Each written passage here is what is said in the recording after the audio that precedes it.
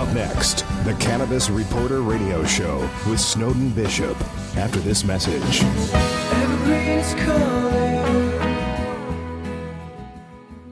Most people don't realize that cannabis is serious business that requires serious technology solutions. Hi, I'm Terry from Sunstate Technology Group, where we are seriously proud to provide technology and security systems that help cannabis companies compete and succeed. From planning and expansion to hardware and daily IT support, I'm here to tell you that having the right technology is critical to security and smooth business operations. Partner with a technology team that understands the unique needs of this industry. For details, visit sunstatetech.com/cannabis. sunstatetech.com/cannabis. And now, it's time for the Cannabis Reporter Radio Show with Snowden Bishop.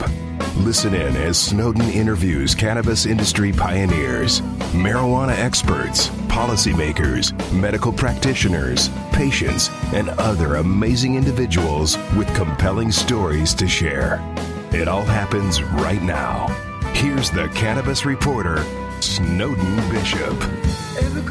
Hi, and welcome back to the Cannabis Reporter Radio Show. I'm Snowden Bishop, and I'm thanking you for joining us today. They say that the best innovations are born from necessity, which explains why cannabis cultivators are so ahead of the curve when it comes to finding profitable ways to grow their crops with highly effective organic methods.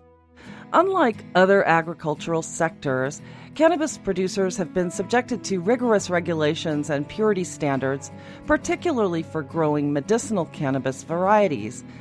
In order to comply and avert undue scrutiny of regulators, growers have had to find sustainable, cost-effective ways to control their energy output, water consumption, moisture, and pests without contaminating their plants. Ironically, the organic cultivation techniques they've adopted out of necessity have proven to be more effective and more profitable than conventional methods.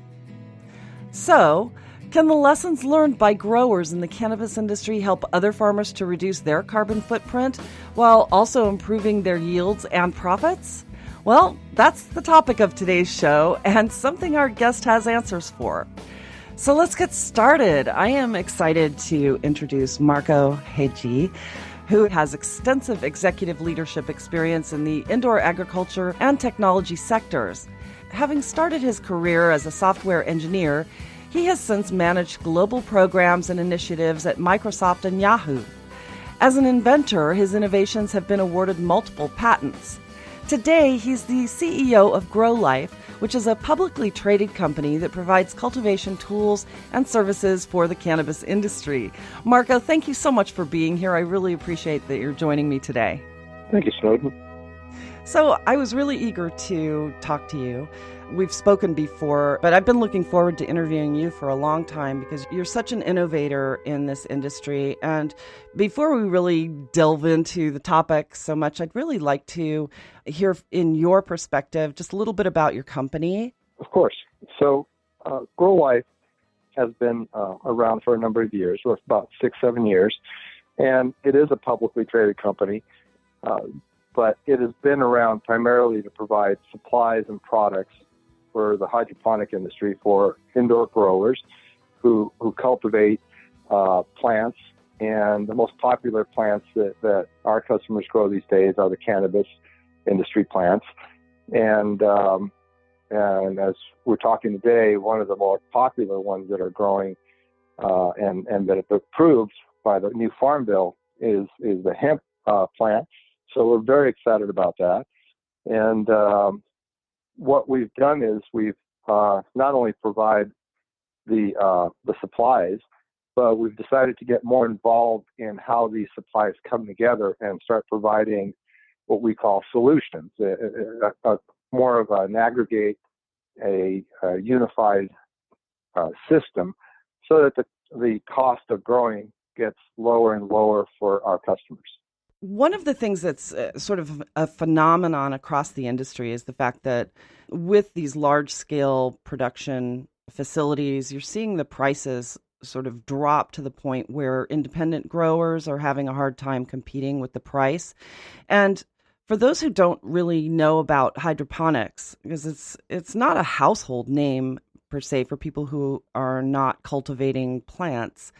Explain how that is, because it's an interesting process, because it's basically water-based with nutrients that go into the water that can feed a lot of different plants. And I know you have like a new vertical grow hardware. I'm not a grower, so I don't really know what the vernacular is for this sort of equipment that you have. But it's a vertical oriented grow, so you can have stacks of plants. Is that kind of correct, or am I close? Allow me to elaborate. So Okay. hydroponics is more of a general term for growing plants primarily indoors. And it did start with just more of a water mist-based way of growing plants, but it expanded to all sorts of different ways of growing indoors, which also includes soil and rock-based. And it is the primary way of growing indoors. It's not just limited anymore to just water-based growing. So there is aquaponics and the traditional pot-based, growing with soil in a pot. But we provide about 12,000 different products that different manufacturers make, and we sell that into the industry. And the industry, as I mentioned, consists of different companies that grow indoors. But as you were pointing out, there are so many of these large cultivators now that are growing cannabis across North America and a lot of places around the world that there is a lot of pressure for the smaller growers to keep up.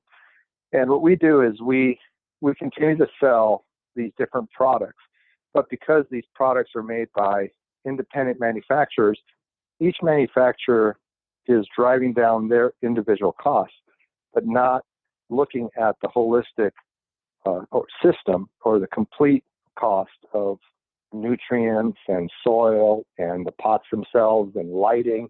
There's so many components involved in growing. So the idea of, say, growing cannabis or hemp by simply dropping seeds into the ground is not realistic, or is not the way it is grown today. Indoor growing, for example, uses much more sophisticated techniques. And in fact, seed growing is not very commonly used. It's using clones. And clones are where you have clippings from what's called a mother plant. And I'm probably getting more detail than you want to go into, but the idea is we provide all the products that are necessary. And our latest innovation is, as you were saying, providing more plants per square foot by going vertical and using proprietary lights that we manufacture ourselves, and providing our own watering system and nutrient feed system. And by doing our own system, we're able to drive the cost down to such a nice low level that the production of every gram is significantly lower, about 70% lower than the traditional way of growing on a tabletop. So that's very exciting for us and very exciting for our customers. Does that help? Yeah, absolutely. And this technology sort of applies for any kind of indoor agriculture operation as well. I mean, I've read a lot about some of the vertical farms that are going up in China, for example, where the land is scarce in these sort of metropolitan areas, but people still need to farm in these areas.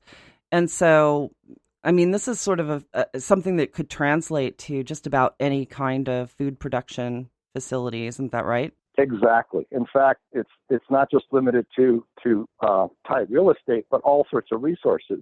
In the case of, as you were mentioning earlier, hydroponics.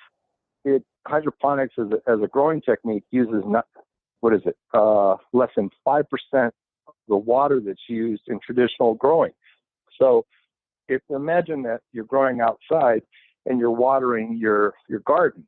Most of that water is just going right through the ground and back into the water base. Well, in a hydroponic or an indoor grow operation, you're able to reclaim that water and reuse it. And it ends up improving the yield and the resource management so that your water, your soil, your electricity, your manpower is consolidated, and you're able to get by with less and produce more. And that's exciting because that's not only how you lower your costs, but also reduce your waste in general.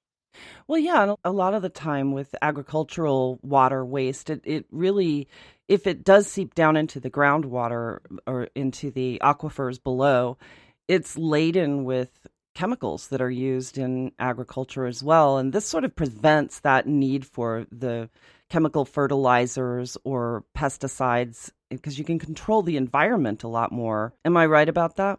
Yes, more than right. I mean, as a matter of fact, that's something I didn't touch on, but when you grow indoors versus outdoor, you take control of the environment. So the good news is the soil and the lighting and the pesticides and the pests themselves are under your control. The bad news is you have to replicate nature, which is costly. So a lot of these indoor farms, like the ones you mentioned earlier, large food farms, have a hard time making money and surviving because they're typically working with a low cost or low price crop. Cannabis, on the other hand, is a high value crop. And when you start off with a high value crop, you can afford to invest and build technologies and innovate, and then take that technology, just like any other technology, mobile phones or personal computers. And as you grow to scale, you're able to introduce those kind of technologies into lower priced, lower levels of markets that normally could not afford to fund those. So our intention is to take this from a high value crop into a low level crop or low cost crop like food and services in the future. So as we take this new technology and tune it, dial it in, and make sure that we continue to drive the cost down and get to scale, we'll start introducing it to these other vertical farms. And that's where they're having the problem right now. They're trying to make money off of lettuce, for example. Well, you can imagine the revenue on a head of lettuce is nowhere near the revenue you can get on a plant of cannabis. So it's a challenge for the food growers, if you will, to make the money that they're trying to make from indoor growing, even though their intentions are solid and the efficiencies they're trying to bring are solid. They're just not, they're very expensive proposition. They're not quite there. That's really interesting. And I'm sure that you read or heard about the exhaustive research and the very detailed report that came back on climate change and some of the dangers that we face. And one of the things that I think is really important about this style of agriculture is that we have to do everything in our power to limit the damage that we're causing. And food production, including the food production in livestock especially, but also just in the GMO crops. And there's so much damage that's being done right now that if we can minimize that, and the cannabis industry is poised in this incredible position to set an example for the rest of agriculture.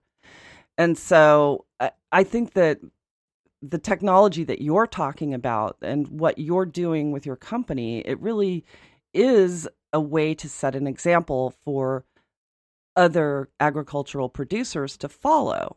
And that's one of the things that I just thought was so interesting as I was reading about your company. And when we first spoke a couple of years ago, I was just enthralled with your philosophy on this.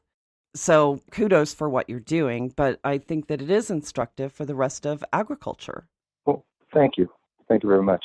You know, what I was surprised to read about was how many of these indoor food farms have actually gone out of business. And they ended up going bankrupt because it wasn't so much that there wasn't demand for healthy food. I mean, they were able to meet the price points, but their cost of production was way too high.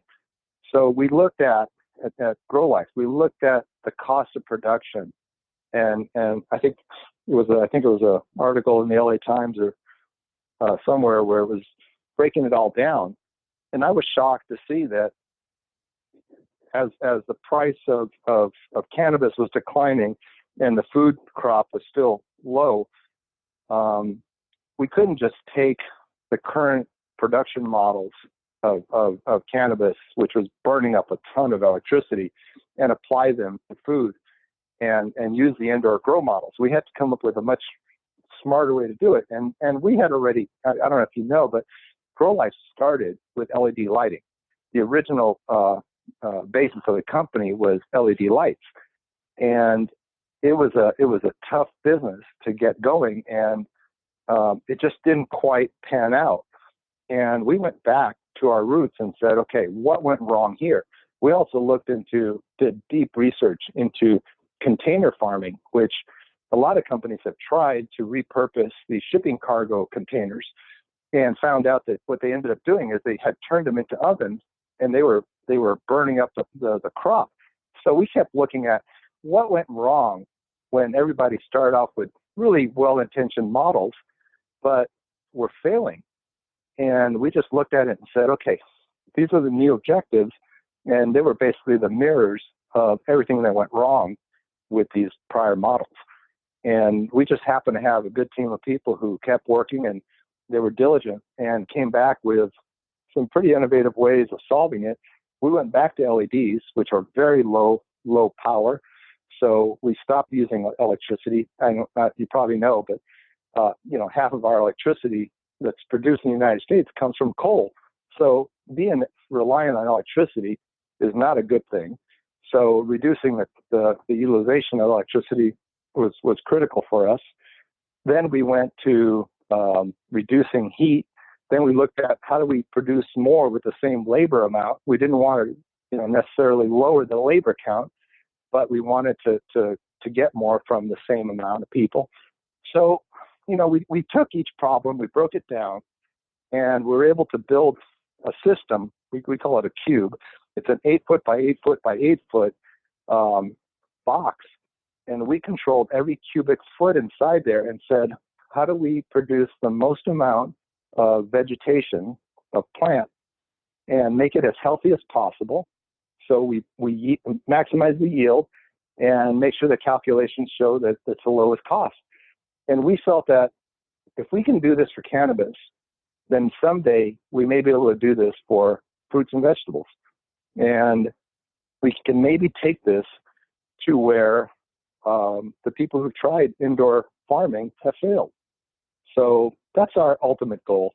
I mean, we see the cannabis industry as an important step, but it's a stair step towards, I think, the ultimate goal, which is, like you said, utilizing the resources we have to feed the planet. Yeah, absolutely. And one thing that you mentioned is very important for people to keep in mind.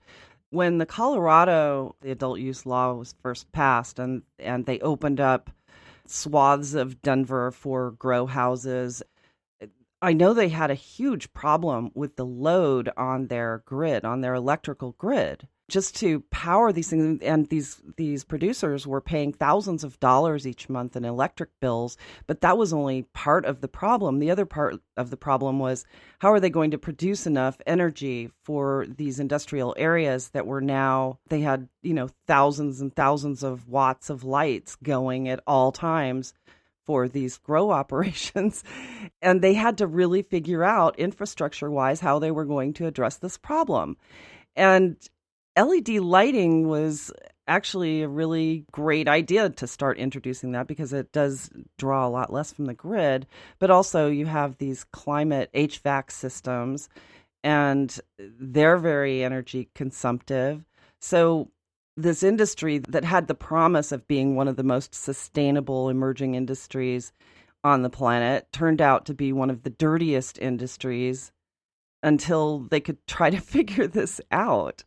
But it seems counterintuitive, though. LED lighting the light emitting diodes, for those who don't know what LED really stands for, it seems as though it would be impossible for that to actually mimic the light of the sun for photosynthesis of a plant. Can you explain how that's possible? Yes.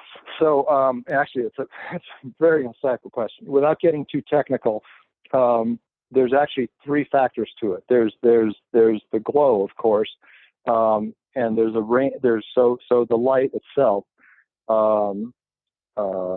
creates the photosynthesis effect. Then there's the part you don't see, which is the spectrum, because there are different spectrums of light that have different influences on the plant at different stages of the plant. And that's the part that most people even don't understand and don't see or take for granted. And you don't see it from the sun, but it's occurring all the time. And then the fun part, which is why we have these problems with these lights, is that there's heat that comes in that helps the plant. And we did these tests, and I have to tell you, it just drove me crazy, because our first test with the new cube, we thought, okay, we're going to minimize how much power we use, and we went with LEDs, and we didn't use that many, and we thought, okay, we're going to get enough spectrum in there, and the plants didn't grow very well. We didn't get that much yield, and we kept looking at it, and one of the more super experienced growers, he goes, you didn't have enough heat. I go, what? And the other guys go, oh, of course. We weren't generating enough heat because we were so concerned about not having the cube create too much heat, so we didn't have to have the air conditioners running and not creating an oven effect, that we overcompensated on the heat side, and we had dialed it too far down.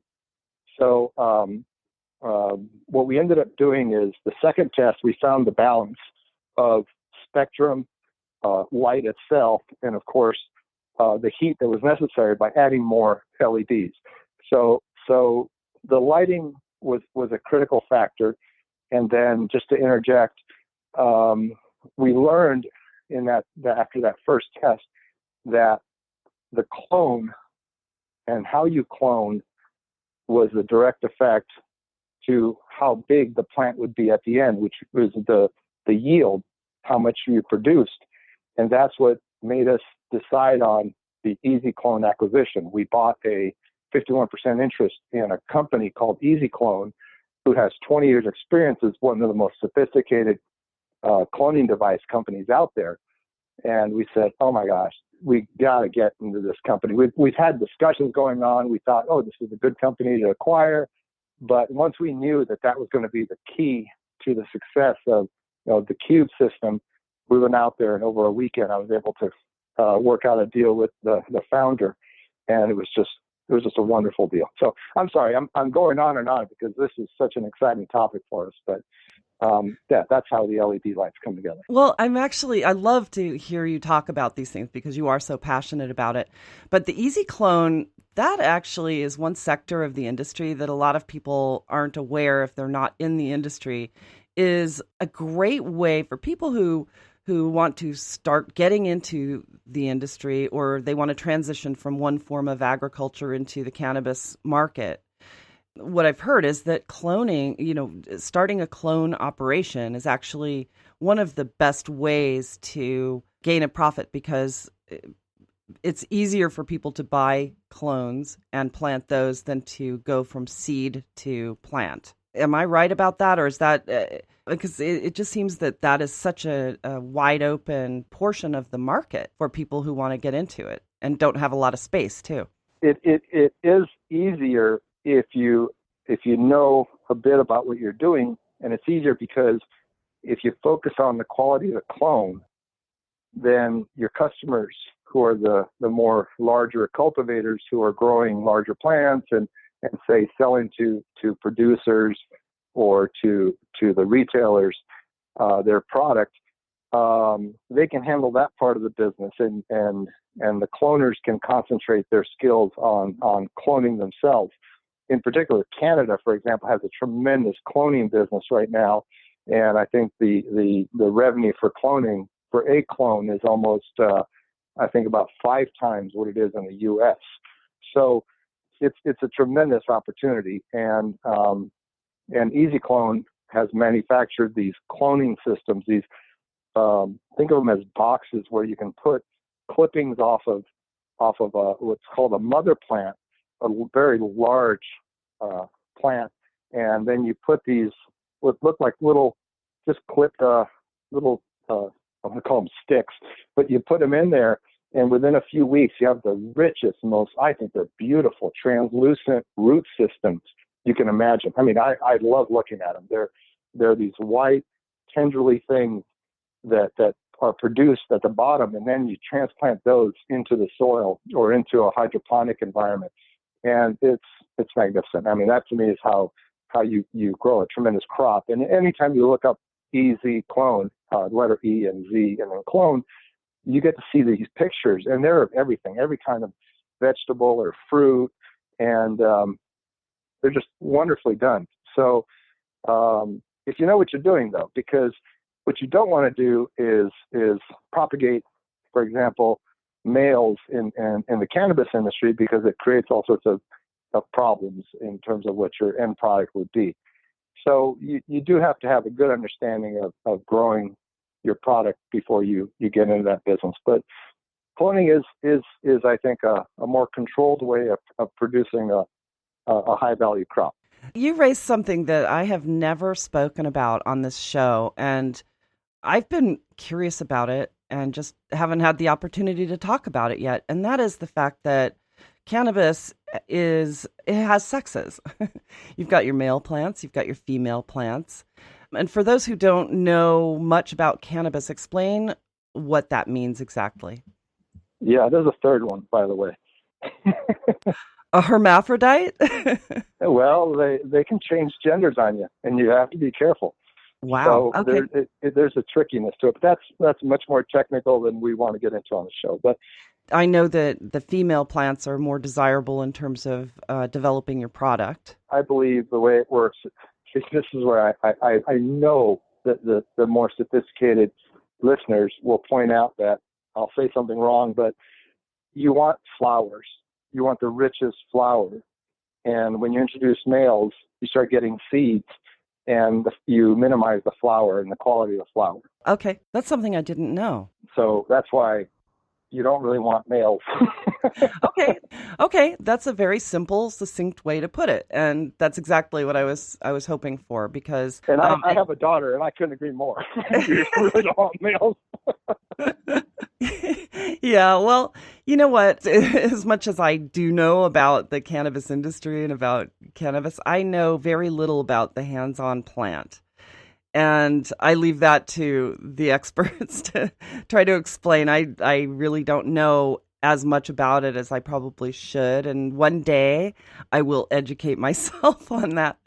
But, you know, there are so many facets of this industry that every day I learn something new.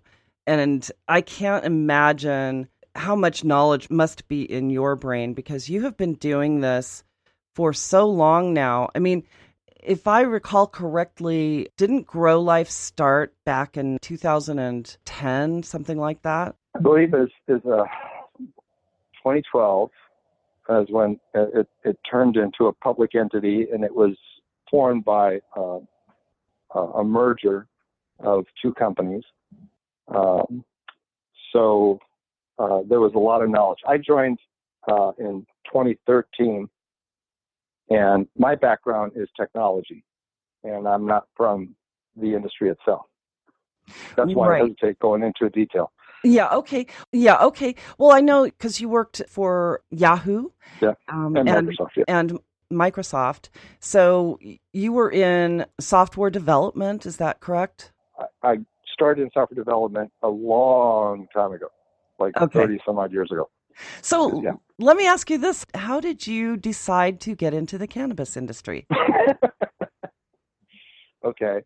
Well, after software, there was some time when I was in business, and I ran several companies, and ultimately a number of investors approached me and told me about Grow Life, and I did a thorough look into Grow Life, and where the industry was going, and I felt that there were a lot of good opportunities. I'm a big fan of the medicinal side of cannabis. I think that there's a lot of opportunity, but more importantly, a lot of benefit that can be had that hasn't been, and it's a rare opportunity. It doesn't happen very often. So I thought it'd be a good thing for me to look into. I wasn't planning on being here more than 3 years, and it's been 5 years, and I've just extended my contract another 3 years. So I'm very excited to be here. It's full of great people, and I'm doing exactly what I love to do, which is help build industries. And I think that the cannabis industry has opportunity that in our generation is bigger than any other emerging industry that we've seen. I mean, not since the early tech boom have we seen this kind of growth in an industry and this kind of rapid innovation. But also the fact that this industry is so transformative on so many levels. You've got, in the hemp industry alone, and that's something I'd love to discuss with you as well. But in the hemp industry, there are so many opportunities once we start to build an infrastructure for utilizing the hemp plant. We could use hemp to transition off of fossil fuels altogether.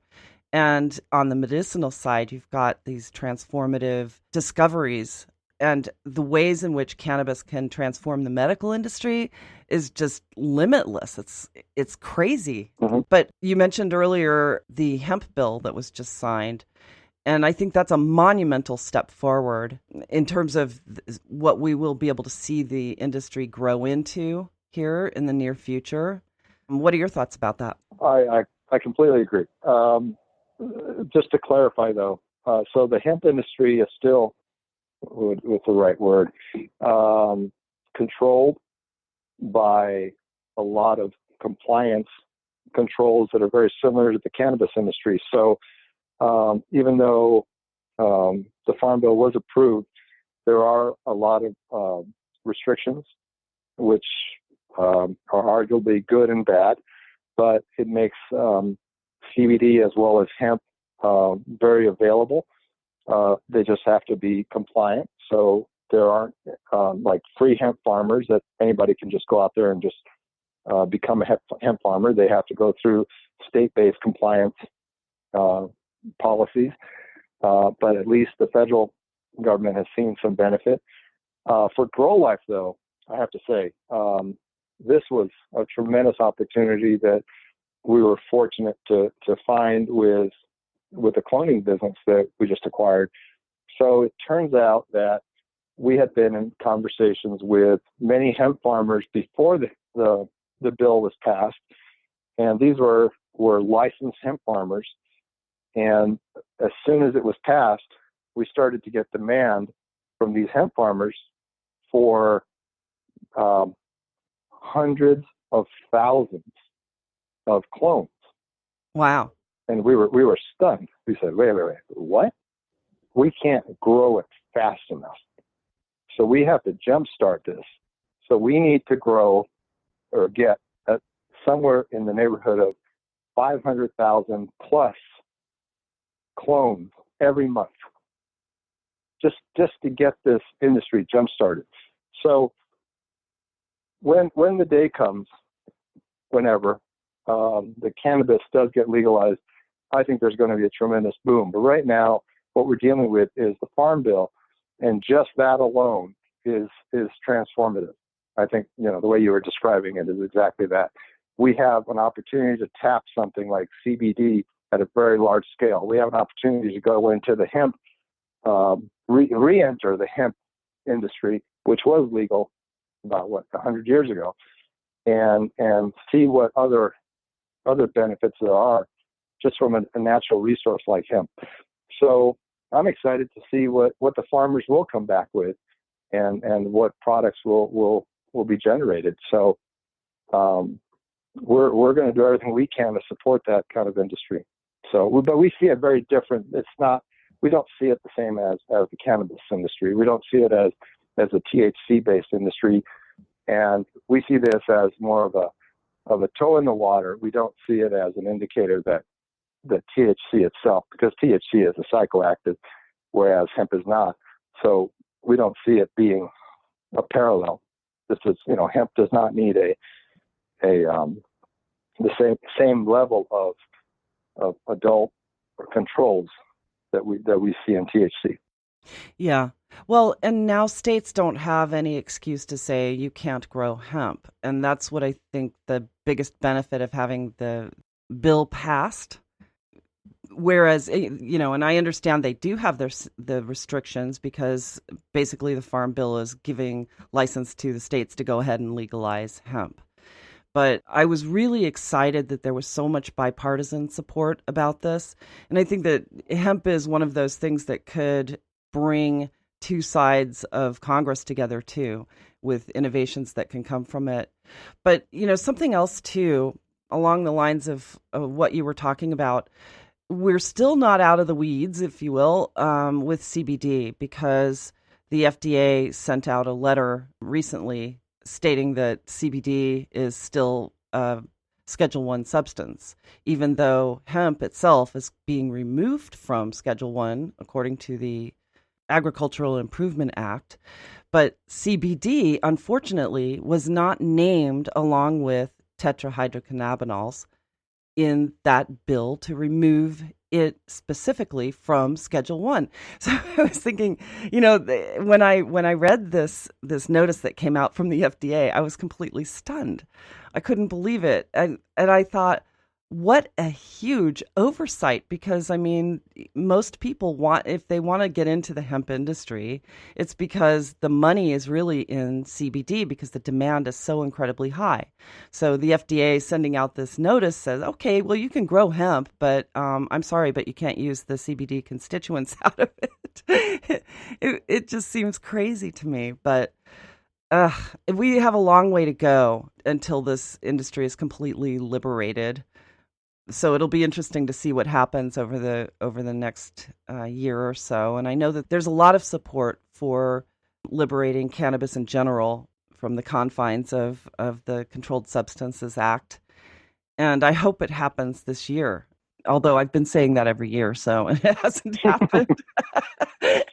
It really is a shame, isn't it? But yes.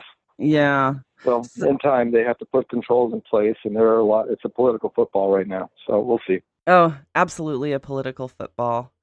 Yeah, and there are a lot of special interests that really don't want this industry to open up in the way that people who are in it want to see it open up. And the demand is high, though, and I don't think that politicians are going to be able to hold back much longer, in favor of the special interests who are lobbying against it, and there are plenty of them. So we'll see what happens. But so what else is coming down the pike for you, Marco? I think the company's excited about working with our growers with this new technology. For us, just to touch back on this cube system, it brings software back into my life because once you start growing with a system like this, we can collect a lot of information on the process of growing, and we can help our growers maintain consistency. In fact, I was at a lunch meeting today, and we were talking about, how do we help the farmers with this information?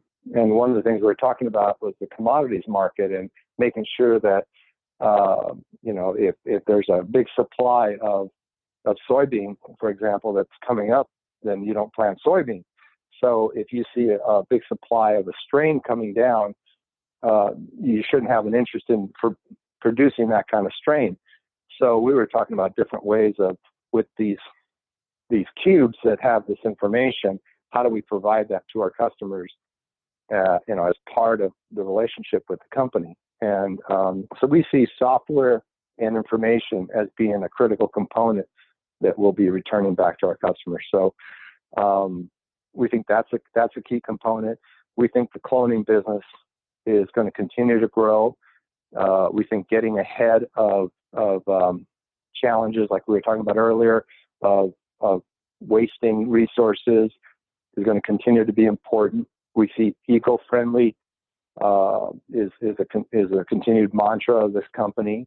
So making sure that we use the cleanest products so that there are no toxins in the products that we use.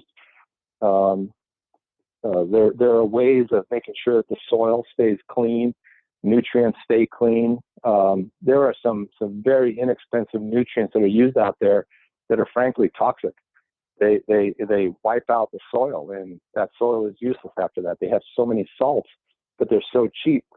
There's just so many areas of improvement that are needed out there. So there's nothing but opportunity. We're excited about the future. So we're having a good time. That's interesting. I recently interviewed Nick Sandberg, who's from the Growers Network. And the reason that I mention it is that they're also collecting data, and it sounds a lot like the research that you're doing could be complementary to theirs. Is Grow Life a member? I'm not sure. What do you mean? Well, the Growers Network, it's a private membership platform, and they offer incredible resources for growers and members to connect with other professionals who could provide them with products and services that they need to succeed, which probably sounds familiar. It's part and parcel to the Grow Life mission. Anyway, it's a vetted membership program, which means that there is an application process for new members. We were actually honored to be invited to join as a vetted media partner last year. And what I love the most is that they offer this forum where members can collaborate and find business opportunity and share resources and information with one another. And every few weeks, they actually choose a thought leader from the membership roster to host a live chat session that they call Ask Me Anything. And I hosted it last month and found it to be a great way to connect with other members that I might not have had an opportunity to meet otherwise. It seems as though your knowledge would be put to really good use there too. And I think that for Grow Life, belonging to the community would offer a great opportunity to explore some synergies and connect with other producers who could benefit from the products and services that you offer over there. But they have an amazing mentorship program also that supports up-and-coming growers. And there's the opportunity to mentor people who are coming up in this industry. And there's so much growth to be had. And I think that there's a lot of knowledge with producers who have been doing this for a long time that can be shared because it is such a new industry. And one of the things I thought is really interesting about it, too, is that there's sort of the spirit of co-opetition as opposed to competition within the industry.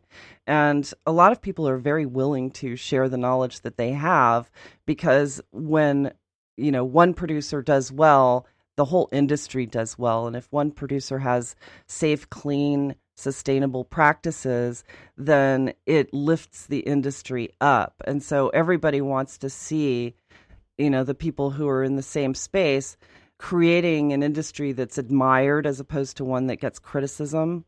And I talked about this recently in the interview with Nick Sandberg, which I mentioned earlier. So it's interesting. And I was just thinking about it because of what you were just saying. But I think that's a great goal. And I think it's something that I think every industry should aspire to. Absolutely, they should.